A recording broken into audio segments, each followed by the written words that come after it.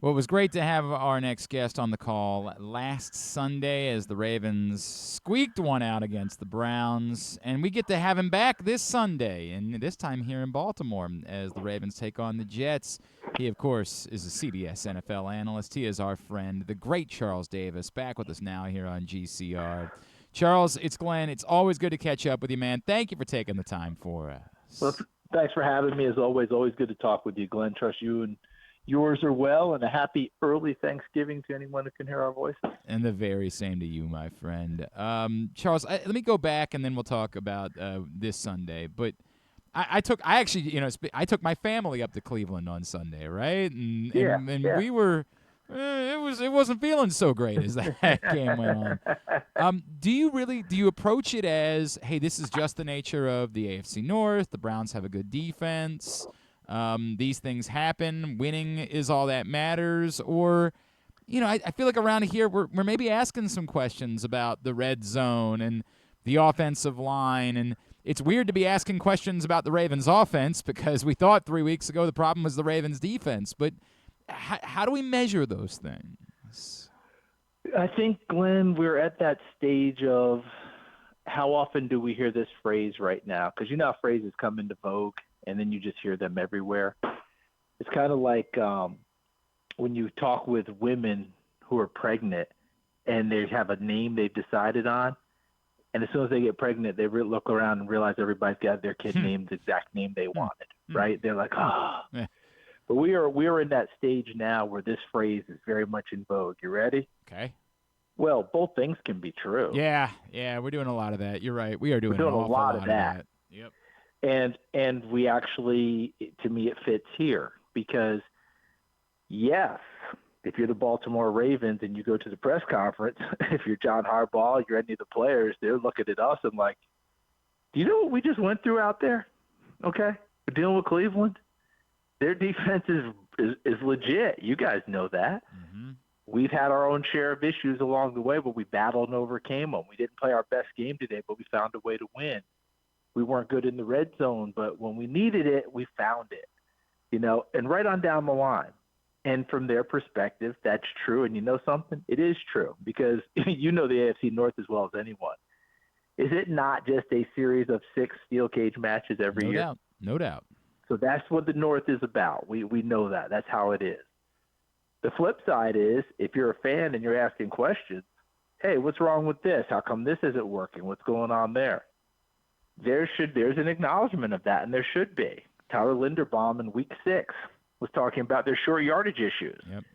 How come we're not picking up the short yardage? We should want it more than they do. Did they have trouble picking up short yardage against Cleveland? They did.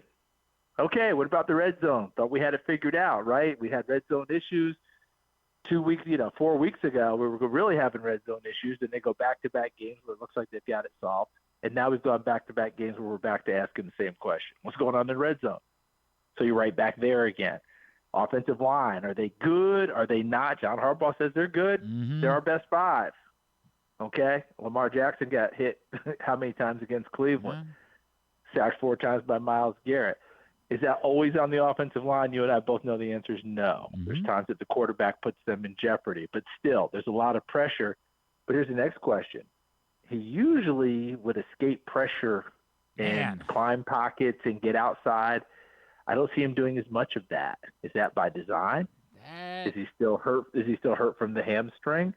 Does the knee injury more than what we thought before? If you're a fan, these are legitimate questions to ask. And Baltimore may or may not answer them the way you want them to be answered. But I think, again, we're right back to where we started. Both things can be true, and they are in this case. Charles, it's like you're reading my notes because the next thing on my list is, does Lamar Jackson look like Lamar Jackson to you? And it's the part of this, like I would tell you I have some questions about some play calling, and I do think they have a particular right guard problem. But and I don't know how to define it. I know part of it is he doesn't want to run the ball the way that he used to, and Sure. I get it. And some people say, well, you can always do that in the playoffs. But I don't know. You needed to win that game on Sunday, and there were times where I don't know how to define this because it's in context. It's not critical of Lamar Jackson. Lamar Jackson's a one-of-one talent. He's one of the great when he does hang in the pocket, he has precision in throwing the football. He's one of the great throwers of the football of this era. But I don't know, Charles, to me, he just doesn't look like Lamar Jackson to me these last couple of weeks. And we're in the same spot in terms of if we go back to game day, the first series of the game when they got into the red zone, he climbed the pocket and made that dash into the secondary and picked up a first down. Now, of course, it resulted in a field goal ultimately, but he took off and ran. And remember, prior to, he did not practice on Wednesday, sore knee, right? That was the listing. And so we opined in the booth, well, the knee must be feeling pretty good by that little dash there. I don't remember us seeing another dash like that the rest of the day. I remember him getting out of the pocket and finding Zay Flowers for that big gain. But he also had the opportunity to run on that play. And probably old Lamar would have taken off an outrun to get Grant Delpit and got upfield and gained big yardage. But in this case, he gets outside and he keeps the play alive. And Zay Flowers does the right thing as a receiver, finds open space, and they make a nice connection for a big gain.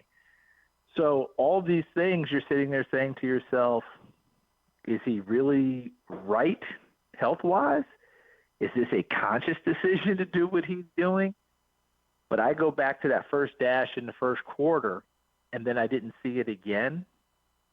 I wonder if he is 100% right, and if he is just saying, hey, I'm not what I can be, but I'm pretty darn good if I do other things. He is. There's no debate about that. He is, yes. and there's no debate about it. But also what it does is it changes maybe what Todd Monken can do in terms of play calling. You know, Lamar transmits to him, hey, just so you know, this is how I'm feeling today. This is what's going down. Todd Monken's going to adjust his play calling and never say a word to us about it, and nor should he. But I think that's kind of where we are. We suspect it, but I'll guarantee you this. You think you're going to hear from Lamar Jackson? No. No, yeah. You think the Ravens are going to go, well, after that first dash, no. Yep. So fans, you're allowed to guess, speculate, wonder, but while they're winning football games, they may have to do it differently than they have in the past. They may do it differently than maybe Lamar Jackson might want to if he's having to work around what he perceives as this isn't 100% for me. And the great ones always find a way to do that. Charles Davis is with us here on GCR on the call again Sunday for CBS.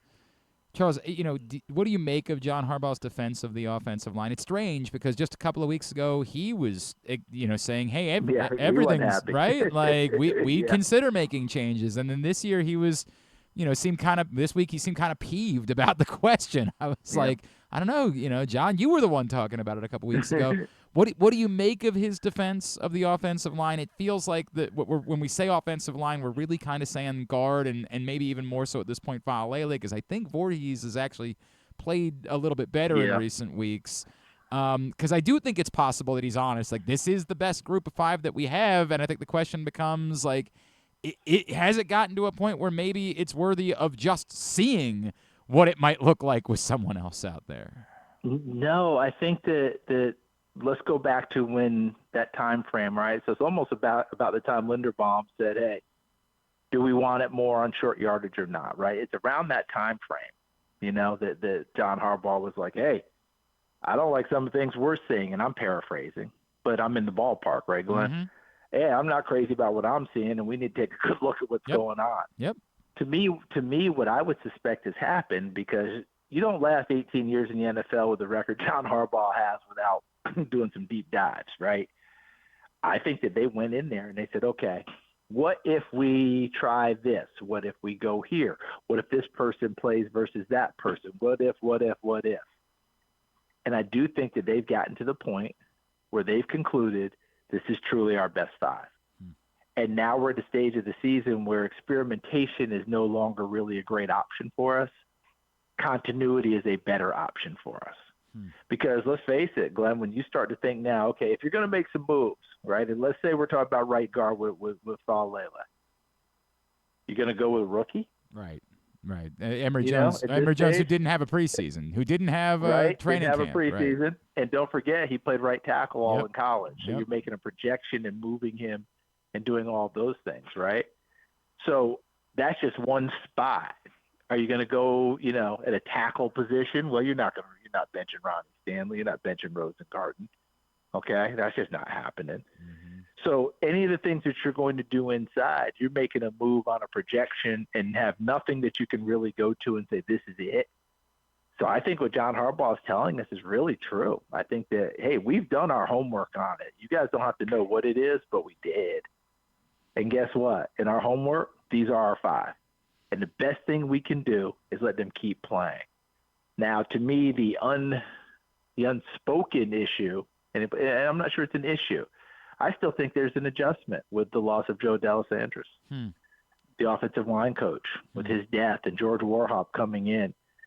You are doing different things, hearing things differently, et cetera, et cetera. As much as coaches try and keep it pretty much the same, all of them have their own teaching techniques, different things they're looking for. You get where I'm coming from on that. That may still be something that they continue to sort through because you know how great it was under Joe D. You understood, where they were. They understood him. And this isn't to say that they don't like what they have, okay? That's not it at all. It's just change.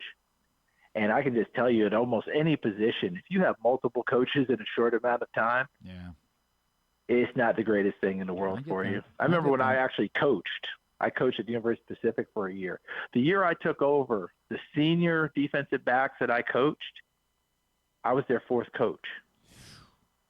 Okay? I felt for those kids. Yeah. That's 4 different techniques, 4 different ways of saying things, 4 different eyes that are telling them, I like this, not that. The next guy, no, I like this, not that. The next guy, no, you see where I'm going? Yep. I felt for those kids big time. I was like, oh, my God, I'm your 4th? How could you even line up at this point? That's not the same here in Baltimore. But I think that it plays into it a little bit as well. He is Charles Davis. Charles, let me go to your side of the ball. Let me go to the safety position, in fact, because I've been struggling to define it, right? Like, all of us in this city know the greatness of Kyle Hamilton and that he has fully come into his own as in the legacy of great Ravens defensive players. He's there, and we've all seen the impact of them getting Alohi Gilman and what they were able to do with Kyle Hamilton because of it. But there's no statistic, right? It's not like with Ed Reed where you can put up an interception number and define it. How can you help us define the greatness of Kyle Hamilton and why he's worthy of being discussed among the best defensive players in all of football right now? I think you made the case while you were going through it that we can't really put a name on it, although I think we're going to try pretty soon. He has a position that isn't a position. Mm-hmm. Okay? He is the ultimate hybrid, undefined, positionless player, whatever thing we were going to call, say, whatever, right? All that is involved in this. But I think the best way to define it is last year, this defense took off when they moved him back off the ball. It's amazing. Because at that time, that's what they needed. Yep. And he gave that to them. This year, they needed him up front, and they were able to move him with Gilman coming in. Gilman takes pressure off of Starks. Starks now can just go play as a rookie instead of, I got to call everything back here? No, you don't anymore. I got it. Veteran came in and was calling it from day one, and off they go. And now you can just kind of plug him everywhere. I remember covering the Minnesota Vikings when Harrison Smith was in his prime, the hitman himself. And I used to call him the fixer. Now, I can't use that anymore because we've got the legalized gambling. It's an awkward. And just wait, and way some too connotations many things there, Right? It's a bad connotation, okay? But at that time, I called him the fixer. You know why? Because under Mike Zimmer, whatever leak was happening, whatever place they were having trouble, I used to always say, hey, Zim was like, hey, Harrison, fix it. Yep. And he would, whether it was get near the line of scrimmage and make a play, whether it was playing half field, was playing middle of the field, whether it was blitzing. I remember them playing the Rams one year when Jeff Fisher was the head coach, okay? And I believe, one of the Signettis, not the one who's the head coach at Indiana, but his brother was the offensive coordinator, either him or Rob Boris, who's the tight ends coach at the Rams. And they used a lot of ghost motion. meaning that wide receiver coming back behind the running back, and, you hand it off to running back, then you fake it to the receiver who ran the motion. They ran a ton of that, right? And in the second half, it was like Zim had said, I am sick and tired of this ghost motion and what they're doing off of it. Harrison, fix it. The first 2 plays of the second half, he just blew plays up back there with ghost motion and everything else. And ghost motion went right out the window. That's Kyle Hamilton. Man. Okay, where do you need to go? What do I need to have happen? Look, in our game last week, I said on air, this is how good Kyle Hamilton is. We haven't even called his name yet. But that's because they don't need him yet. Yep. Guess what? By the end of the game, 9 tackles, 3 pass broken up, X number of tackles for a loss. All of those things come into play. How many quarterback hurries? They all come into play for him. Oh, and then down the stretch, that was him in pass coverage downfield knocking a ball away. Right. So he doesn't lose any of the skill that he has as a defensive back as he adds to his game. A lot of these players, and I'll leave it here, Glenn, a lot of these players that we have who can make position changes and do things, I applaud the heck out of them. But most of them do it week to week. This week I need you here. Next week I need you there. He does it play to play. That's a whole different ballgame. Because I don't care how versatile you are. At a certain point, you're like, what do I do on this play now? Right. And he does it, and he seamlessly. does it seamlessly. Seamlessly, no doubt. Seamlessly. And it's not just because we know he's a Mensa, guy. That helps. Yep. But I know a lot of Mensa people that can't do this.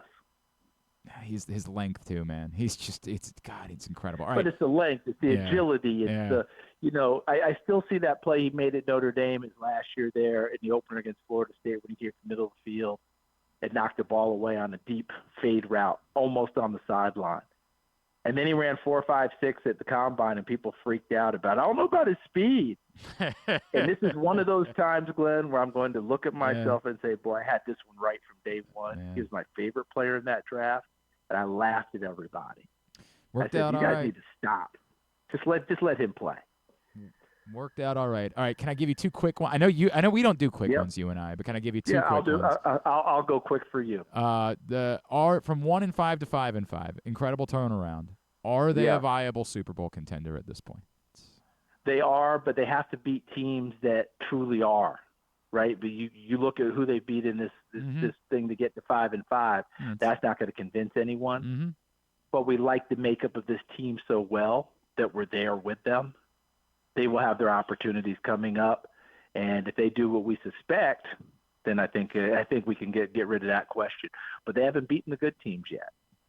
And I look, we all know this is the NFL. A week ago, everybody was writing off the Browns, and it came down to it. How are the Jets threatening on Sunday? What would they do to give themselves a chance of coming into Baltimore and beating the Ravens? Quarterback change, going to Tyrod Taylor, and now you have a true pro back there who won't be rattled like what we saw against Dylan Gabriel and then against Shedeur Sanders when Zach Orr turned up the heat. Mm-hmm. I mean, that was ugly, right?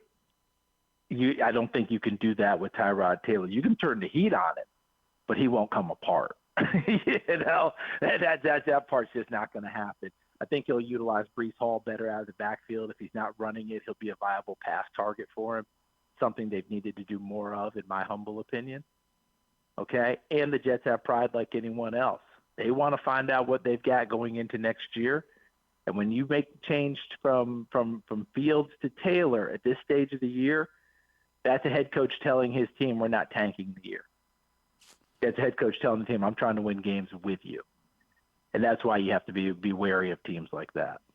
He is the great Charles Davis. You will, of course, see him Sunday on CBS alongside Andrew Catalan and Jason McCourty for Ravens Jets at 1 o'clock. Charles, always appreciate you, my friend. Thanks for doing this. Look forward to seeing you Sunday. Hey, look forward to seeing you, Glenn. Happy Thanksgiving to you and yours, everyone who can hear our voices. Be good.